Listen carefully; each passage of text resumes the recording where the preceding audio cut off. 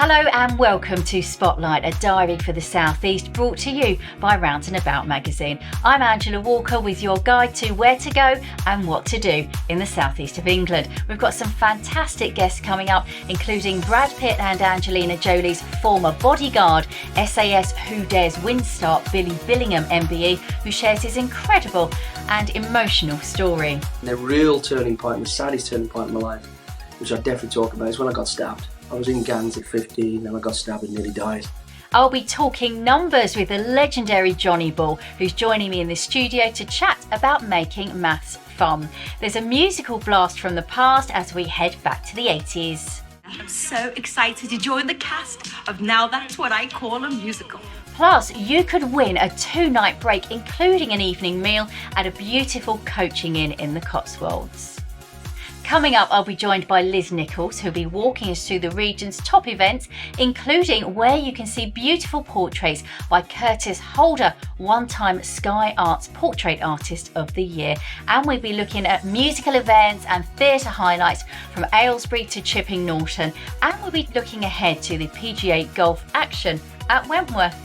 Here at Spotlight, we love to hear what you've been up to in the South East. And if you're one of the many people who've already been in touch, you never know, you might feature in this programme. So stay tuned to find out. And to be in the next episode, send us your pictures, films and messages. You can find us on Facebook, we're on Instagram at Round and About Mag, and we're on X. So drop us a line and say hi. But first, whatever you're doing right now, just take a second to subscribe to this podcast so you don't miss out on any of the great competitions and fantastic days out. And if you are enjoying the podcast, do share it with your friends and family and drop us a review. Now though, it's time for Liz Nicholls from Round and About magazine to talk us through the very best events in our region over the next few weeks. Liz, it's great to have you back on the sofa with a lowdown of what's going on in the area. Loads of amazing stuff, isn't there? There's so much on, so much to enjoy, so we should do that. Lots of art and theatre stuff this week, isn't there? So tell us about the Curtis Holder exhibition, because there are some beautiful portraits on there. Wonderful portraits. They're all for sale as well, if you're quick. So Portraits of Brotherhood is at Guildford House Gallery until the 28th of September, and it's free. And they're really large-scale, intimate portraits of black men who Curtis has spoken to, had some really intimate, personal conversations with them. And there's just a lot of tenderness and emotion within these pictures, which is worth enjoying. They're really stunning. Really stunning. Now, that's what I call a musical. I love a bit of 80s music. Yeah. And tell us about this musical, because it's like based on the musical compilations that we always used to listen to, isn't it? Those mixtape cassettes that we used to love. They've sold 200 million copies worldwide. So no wonder. This is a brilliant idea. So it's bringing that to life on stage with a fantastic star cast, the likes of Carol Decker, Nina Wadia. It's choreographed and directed by the fabulous Craig Revel Horwood, so we know we're in good hands. And it's just bringing those tunes to life. There's a really compelling story behind it, and they're busy rehearsing now, so it looks great. Brilliant. And they've been going for such a long time. I mean, they're up to volume 89. I had to look it up. I wasn't even sure if they were still going, but they've just been pumping out the albums. Yeah. So let's take a sneak preview. Hi, I'm Sunita. I'm Sonia. I'm Carol Decker from Tapau. I am Nina Wadia and I'm playing Gemma Warner. I'm so excited to join the cast of Now That's What I Call a Musical. The most exciting thing about being involved in this project is the music, because we had the best music in the 80s. I love the script. I love the songs, of course, because they're 80s songs. They're the things that I like the most. Me and many other of my 80s peers were the soundtrack to your youth, so it's a synchronicity. It's really nice to be asked to do this. I remember the Now cassettes. Those Saturday afternoons being taken to get the latest releases. You could guarantee that every single one was a fantastic song. It's just lovely that a story's been written around the concept of the album. Very selfishly, I want everyone my age to come and see this show because it's our time. But truth be known, I think everyone will enjoy it because it's got elements of something in there for everyone. So, book your tickets now. That looks like so much fun. We'll just be singing along, won't we? Yeah. So where can people see that musical? So Aylesbury Waterside, Friday the 6th of September. And then on to various great venues, including Milton Keynes, 12th to the 16th of November. and then Woking at the end of November, and then several venues in the new year as well, including Oxford in March. Great. It's so energetic. Loads of places where we can catch that. That's unmissable, that one. And there's quite a few literary festivals getting underway. It's a season, isn't it? Yeah. What are your favourites? Tell us some of the highlights, Liz. So you've got Cliveden in the glorious setting in the Thames Valley at the end of September, and that's quite heavy hitters, including Salman Rushdie and Emily Maitlis. Henley as well is a fabulous one. Great brochure if you've seen it anywhere. We've got Michael Palin, Sarah Cox, Julia Donaldson, who's fabulous, David Nicholls. That's from the 28th of September to the 6th of October. And lots of opportunities to meet the stars afterwards. Yeah, it's quite intimate, isn't it? Sometimes I've been to a few at the Henley Lit Fest, and you really get a feeling for the people behind the books. Yeah. And if you take children along, they get to meet the author as well, which is brilliant. It gets the kids enthused about reading and stuff as well, doesn't it? And then Guildford Book Festival, 6th to 20th of October. You've got Kate Moss and Alison Weir, who we've interviewed before, Linda LaPlante. And then Wantage Lit Fest is one of my favourites. That's the end of October until the 9th of November. And that's starring our guest today, Johnny Ball, and his daughter Zoe. He's going to be joining me on the sofa in a few minutes' time. Legend. Absolute legend. Talking about making maths fun. So classical music in West Wickham. Yeah, West Wickham Chamber Music Festival is a really nice one because it was founded by Lawrence Power, who's from Wickham, and now he's an internationally acclaimed viola player, but he wanted to give back. So it's the 13th year of this festival with loads of wonderful classical music. It's actually at St Mary's in Hambledon from the 19th to the 21st of September, so 3 days of culture to soak up. Lovely. And it's all themed, isn't it, as well? Yeah, it's themed and it just flows beautifully from one piece to the next. So even if you're new to classical music, it's worth catching. Lovely. And Dawn French is on tour, isn't she? And because her current show was such a big hit, she's had to add some more dates, hasn't she? Yeah, Dawn's show, I hope you don't mind me saying, Dawn French is a huge twat. So in her own words, and we've got an interview online which you can read, there's more glorious twats out there than she realised. So she's adding dates constantly and they're selling out immediately. So she's going to be at Guildford, Basingstoke, Wickham, and probably adding more dates as well. So and it's really funny, isn't it? But it's really quite heartfelt, isn't it? It's about those moments when you want the world to swallow you up and you're just mortified. And by sharing it with the audience, you can't get more grounding than that. Yeah, it's quite relatable, isn't it? Yeah, 100%. We've all been there. Yes. And talking of female comedians, Susie Ruffles in the area. Susie Ruffles in town. Not for the faint-hearted. No, she's a force of nature. She's wonderful. So started off at Edinburgh Fringe, like many people, like George Egg, who we've interviewed as well. And then just always sharp, witty on television. So live at the Apollo, Last Leg, Jonathan Ross, you'll have seen him everywhere. And again, her dates will sell out really quickly. So she'll start off in London in September. Yeah. And she's so funny. Yeah, she's quite great. near the mark. Don't take your mum and dad. Or take your mum and dad, depending on your relationship with her. And there's a spot of golf in the pipeline. Yes, BMW PGA Championships at Wentworth. From the 17th to 22nd of September. Now, this is the only golfing event that I've ever been to. I'm not massively into golf. I was kind of dragged along by my husband. And I have to say, it was fantastic. The scenery is beautiful. Seeing those golfers up close and the skill is takes your breath away, actually. And it's not just golf. There's other activities there, isn't there? Yeah, there's kind of village feel. Virginia Water's obviously a lovely setting, like you say. So there's music to enjoy. And it's like a wonderful day out, really. Yeah, good day out. Makes me think of Happy Gilmore, but I don't think it's quite like that. It's a bit more classy. It's a bit classier than Happy Gilmore is, yeah. Yeah. Thank you so much for joining us. Lovely to see you. Thank you.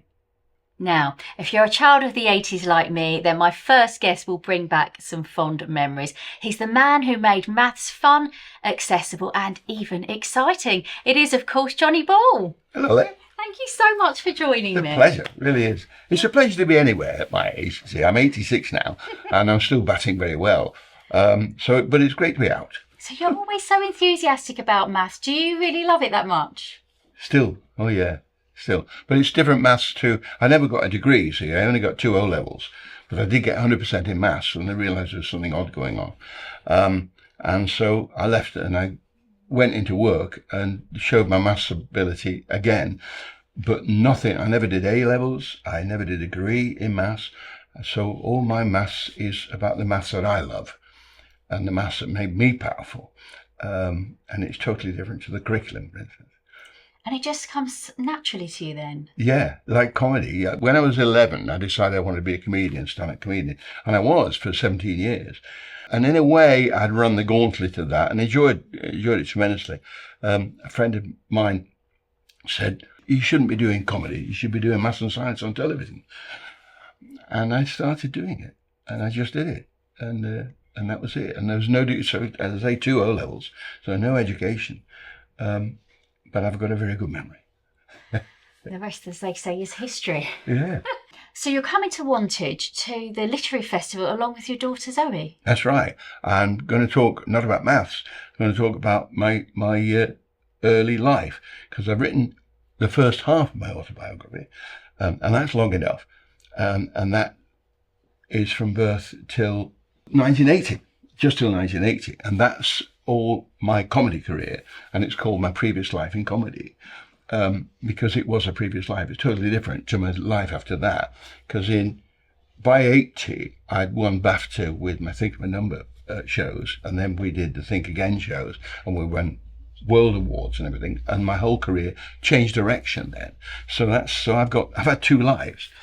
So it's funny because we know how funny you are, and you brought that laughter and enthusiasm to us on TV and maths, but I don't think that many people realise that you actually started out doing stand-up. I was a solid comedian. I've collected thousands and thousands of jokes, and I used them, and that's what made my programmes on science and anything else interesting, because a comic, you can't do dead lines as a comedian. It's got to be a line leading to the laugh, and another line leading to the laugh. You see, so it's like that, and that's how you edit it, and that's what I've always done. So there's got to be fun in it. There's got to be an excitement in it. There's got to be a shock, just like with comedian and a comics act. And that's, I think, why my writing works so well. And it's interesting, when they said that you were going to be a guest on the show, my first thought was, Eureka! Well, Eureka is a song I wrote, because Archimedes is known to have run down the street in the nude crying, Eureka. Everybody else is crying, Eureka. But it's apparently true. A man called Vitruvius wrote that it was true. He's a Roman. So I do that as a song in one of the musicals I did. And in 2000, we had Tales of Master Legends, and that was one of the songs. I had Tony Blair, Prime Minister, on stage for the launch, and that was a very big show.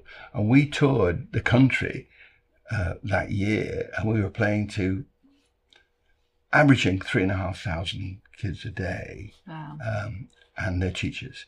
So And there's it a was big just interest there, isn't there? I mean, a lot of people, a lot of children, and myself included, find maths really tricky. Yeah, but the curriculum is terrible, and the curriculums got the wrong idea about maths altogether. The Greeks did geometry. The Greeks didn't do numeracy, and when I say they didn't do numeracy, you say rubbish. They must have done. They didn't. They didn't give the numbers names. 1 was A, 2 was B, 3 was C, 4 was D, alpha, beta, gamma, delta, and so on. Right? But they did maths in pictures. It was geometry, and maths is understandable.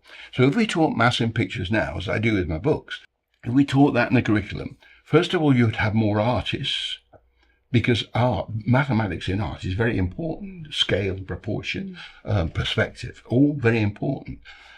But also, if you're going to be an engineer, you need mathematics, but it's that visual mathematics. And that's why the maths that I've always taught is much more important than the curriculum. The curriculum's dogged down in primary school with numeracy, which drives the kids potty. And the times tables, you know, And it all causes that, a lot of and all stress, that. It's all actually. right to do them, but not to go on and on and on. And then in the secondary school, it's all statistics. Well, we've got wonderful machines and computers today that do statistics so well that you could teach statistics in 4 weeks of one term, and that's all you would need. But no, it goes on and on all the way through secondary school. It's crazy. I think. They should bring you on the government to steer them in the I've right helped direction. them, I helped the Blair government, I helped Gove when he was minister, to try and get things back, because they cut things like, all our computers, all our television, so you got God knows how many hundreds of television programs coming down to your aerial, from satellites. And you click on your button and you got it perfect. The sound perfect, the picture perfect, the colours, everything, the music, everything's perfect, But you selected one of perhaps a couple of thousand that are coming down, And it's perfect. And it's all in binary numbers. It's all in binary, you see. You've either got a switch that's on or off, digital information. Binary was cut from the British maths curriculum in 1998. And we fought to get it back 5 years later, and we sort of got it latched on. It's sort of latched on to physics, but it's never examined, never talked about. What in this technological age we don't talk about binary numbers? It's unbelievably stupid. When you were in your heyday, when you were doing the children's programmes, you were getting so many viewers, weren't you? I mean, tell us about that. It was colossal. It really was. And they would all rush home, and it was lovely. And it was because, as I say, I had a neighbour, and he had two lads. He said, they're losing their love of maths. I said, I've got a few things I could show them. So I had a few books and I went round and showed them. I turned them on. David went to Cambridge, became Wrangler, which is top mathematician. Wow. But I turned them round. Their dad, Basil, said, why have you got this aptitude for maths? It's incredible. And he ran a group called the Research and Development Society, the Royal Society. So I started going there and I joined them. So I got these papers and said, congratulations, you have joined a society essentially for the captains of industry. I'm a stand-up comedian doing play school for under fives. And that's what happened. And very soon he said, no, you should do maths and science. And that's when we did Think of a Number. And it changed my career completely. So my autobiography, which is coming out in the new year, very early in the new year, it's called My Previous Life in Comedy. And it's the first half of my life up to 1980, and then I've got another 40, it'll be 45 years after that, and that's the second one, which I've not finished writing yet. So there's all the stories, lovely stories, like my father is going home in the blackout with me perched on his shoulders, about 3, right? And he was walking ahead of the others. Now, the blackout during the war meant blackout, and if you had a cloudy night and you couldn't see the moon and the stars, it was a blackout. You couldn't see anything. So they shouted to Dad, Dad, we're going this way today. We're going for a cup of tea with our friends before we go home. But he was walking ahead. I always walk ahead.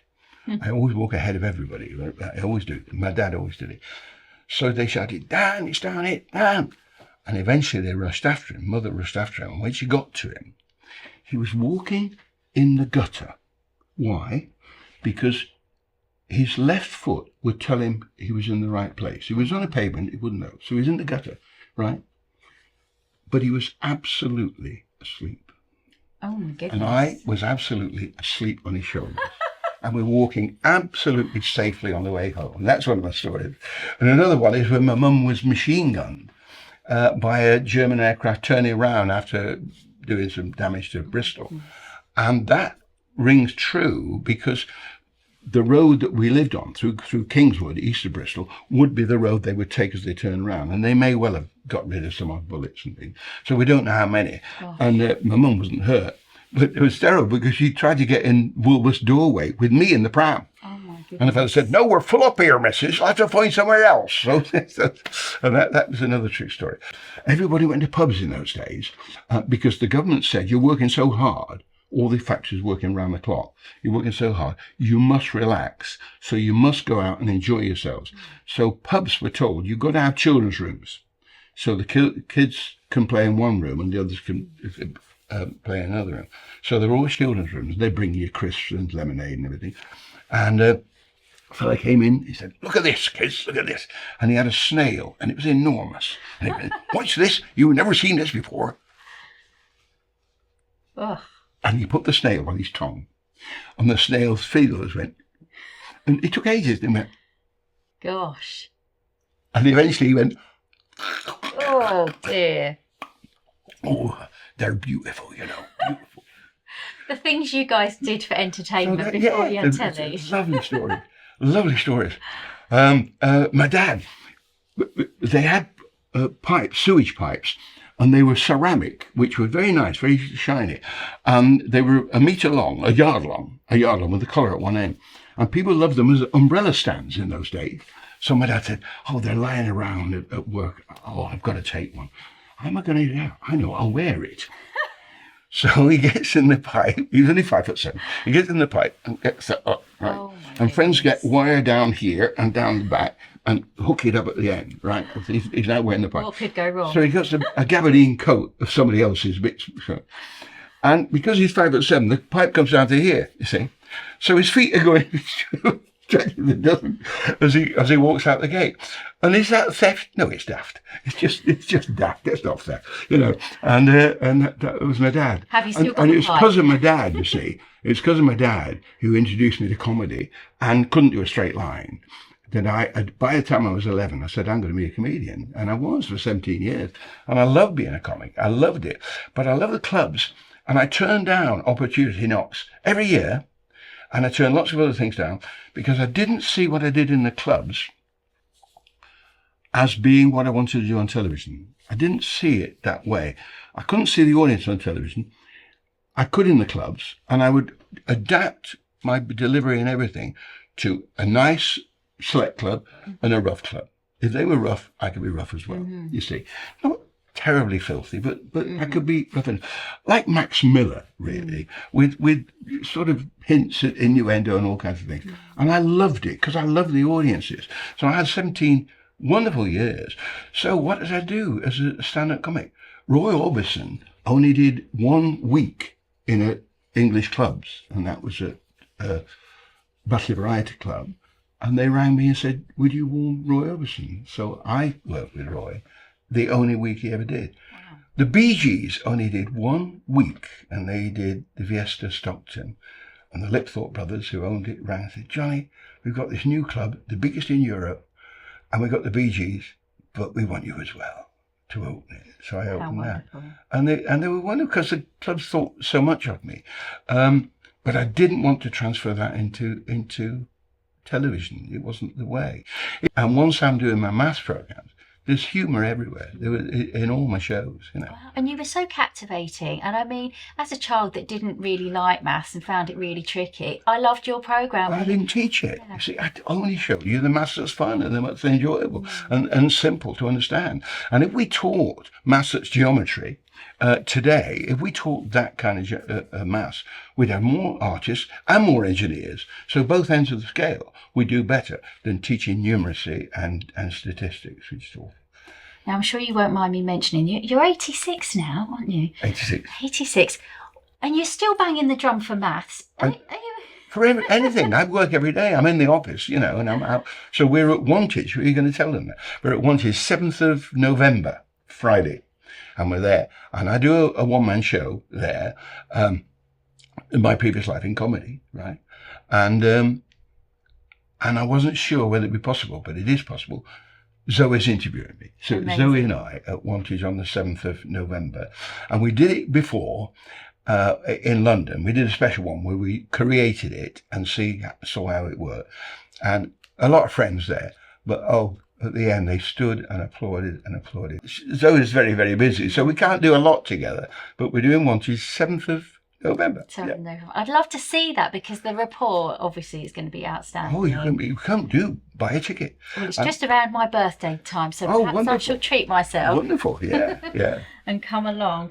And thank you so much for joining us. You've got some wonderful stories. Will you be telling more of those stories in Wantage? Oh, yeah, a lot of them. And as I say, they're in the book, and the book will be out in the new year. I may have previous copies at Wantage, or before it's actually published, but it's out there. But as I say, it takes my life up to 1980, and that's when I packed in comedy, and then did my television shows and the corporate world. I could listen to your stories all day, Dolly. Thank you. Thank you so much. Oh, it's a pleasure. Wantage, 7th of November. 7th of November, Friday evening. One to watch. Thank you so much. Pleasure. The fantastic Johnny Ball there. Make sure you log on to our website for more information about what Johnny's up to and how you can get involved. Now it's competition time.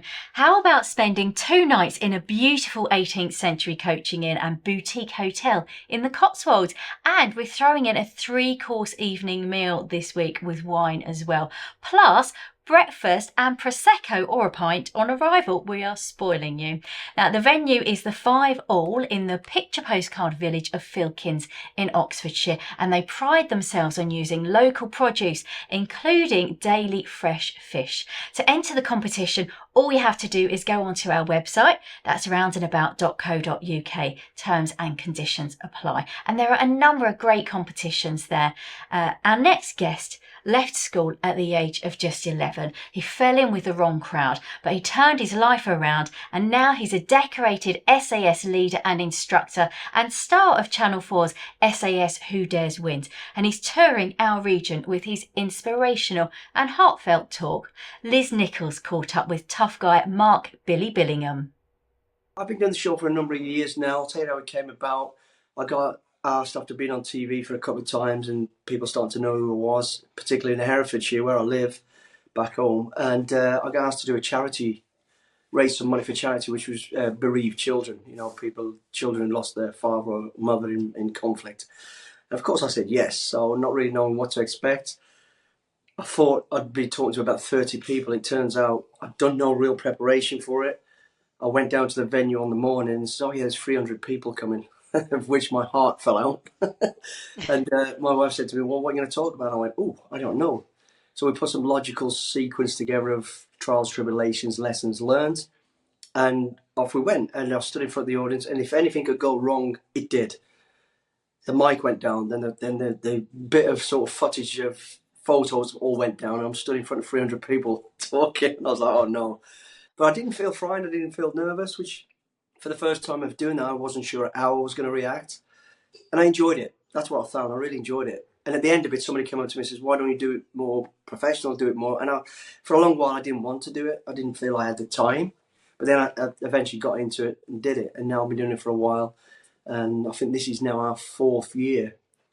And the reason I love to do it is just, it's great to get the response from the audience of what they actually get from it. And it's a platform, I believe, to give back, to people who are looking for advice or just a bit of motivation.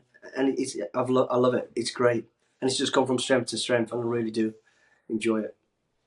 And you've had quite the life, haven't you? I mean, literally highs and lows, which is what people get so much from, I think, in terms of you.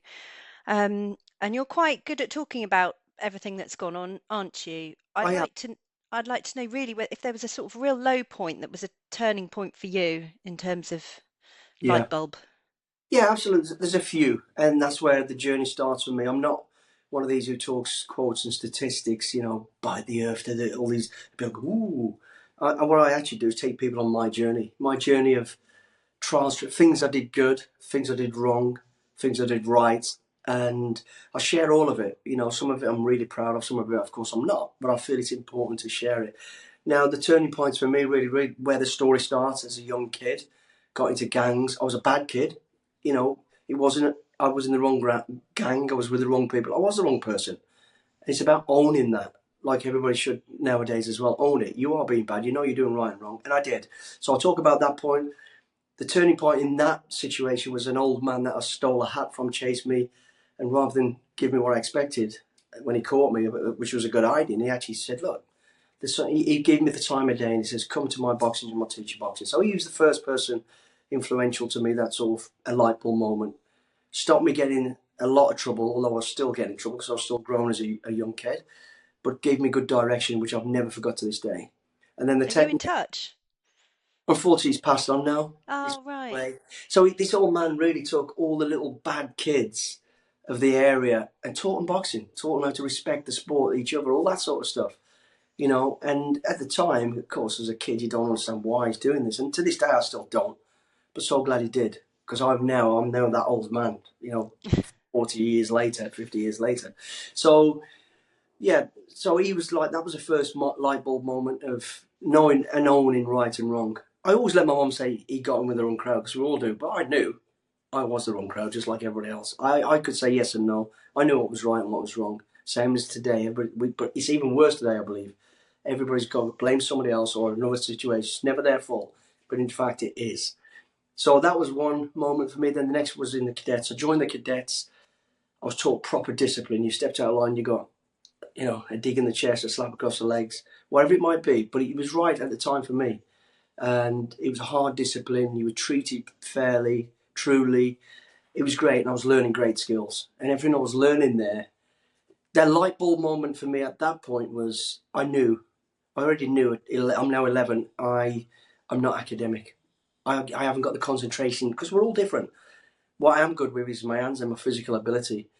And I love what the cadets was teaching me, which is, how to navigate, how to do first aid, medical stuff, how to read a map, how to do communicate. It all made sense to me. I'm a monkey see, monkey do, and I thought, great, I get this. And I love the camaraderie as young kids of what that was bringing. And I thought I think that was a real light bulb moment of wherever I end up in my life of leaving school, whenever that may be, which wasn't long after that, if I'm honest, that's where I need to be. That's my destiny. I need the army. I need that discipline. I need that camaraderie. And I knew that. So that was a great turning point. And then the real turning point, and the saddest turning point in my life, which I definitely talk about, is when I got stabbed. I was in gangs at 15 and I got stabbed and nearly died. And the moment of not me being in pain and feeling like I'm going to die, I felt more of an idiot, stupid for putting myself in that situation. More so, though, looking at people who love me, my family, my friends, thinking I was going to die. And I think that was a real turning point where I'm lucky to get out of this if I get out of it, which I did, of course. And I've got to change my life. And then getting into the military, and the military really was my saving grace. Mm. But that was Yeah. the key turning points, if you like. There's many more on different roads and avenues for different reasons, but life-changing were those moments.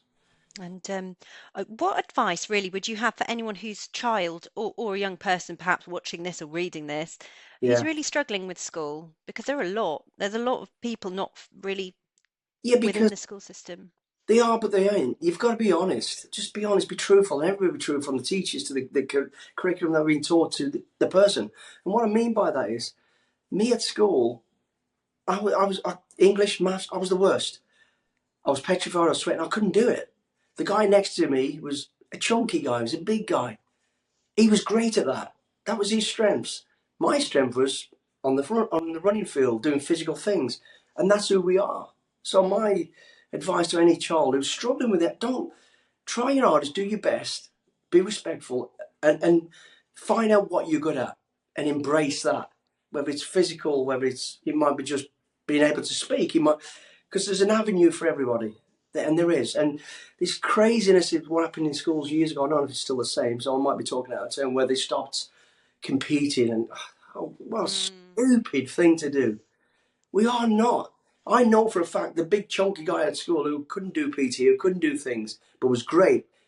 If you want to put success into their category, he earns triple the salary I'll ever earn. But I'm happy in doing what I'm doing. He's happy, and she. And so we're all the same. We've all got something. It's finding it. So I would say to any child in school, don't let that define you, your struggles. Learn from it and find an avenue. Try and attack it and keep attacking it. So try and get over it, as in learning, but find out what you're good at and embrace that. Don't drop the other side of it, but really work on what you are. Because we're all good at something. It's just finding it. He's the man that cooks with power tools. Fresh from Big Feastival, it's George Egg, and he's doing more tours in our area.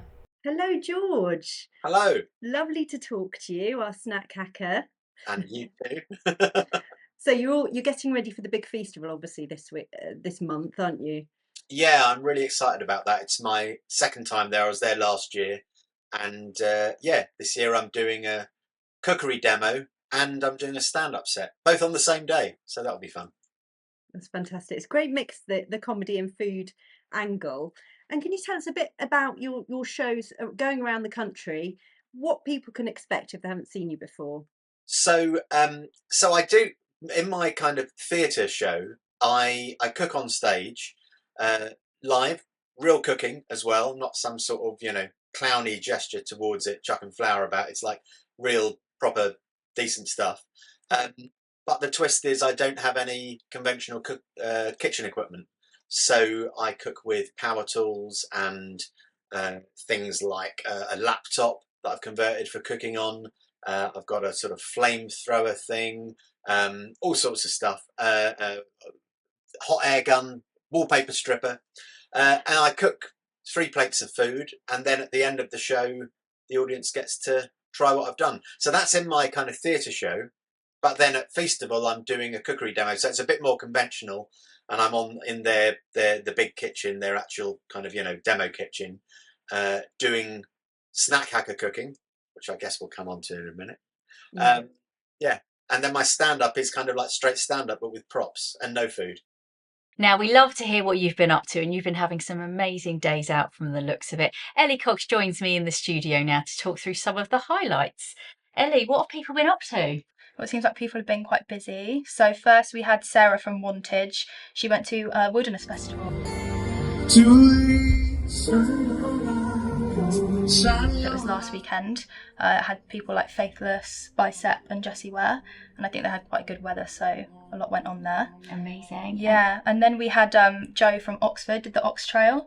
So that's kind of where a herd of 138 large and mini oxens, kind of sculptures, family-friendly display all around Oxford, kind of raising money for Sober House. Lots of fun. Yeah, and then I actually went to the Kibu restaurant. It's a new Japanese restaurant in Jericho, sort of specialising in sushi, and they've got really nice sort of Japanese cocktails on the menu. So I think that's going to be quite a hit.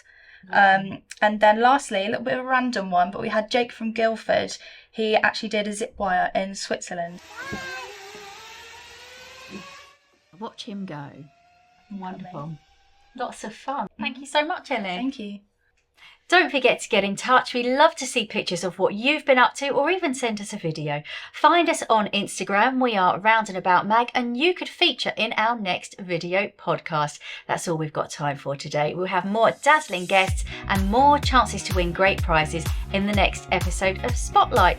Meanwhile, check out our website, roundandabout.co.uk, for more events around the region and more chances to win. Don't forget to subscribe wherever you get your podcasts, and check out our YouTube channel, Round and About Magazine. Until next time, it's goodbye from me and all my guests.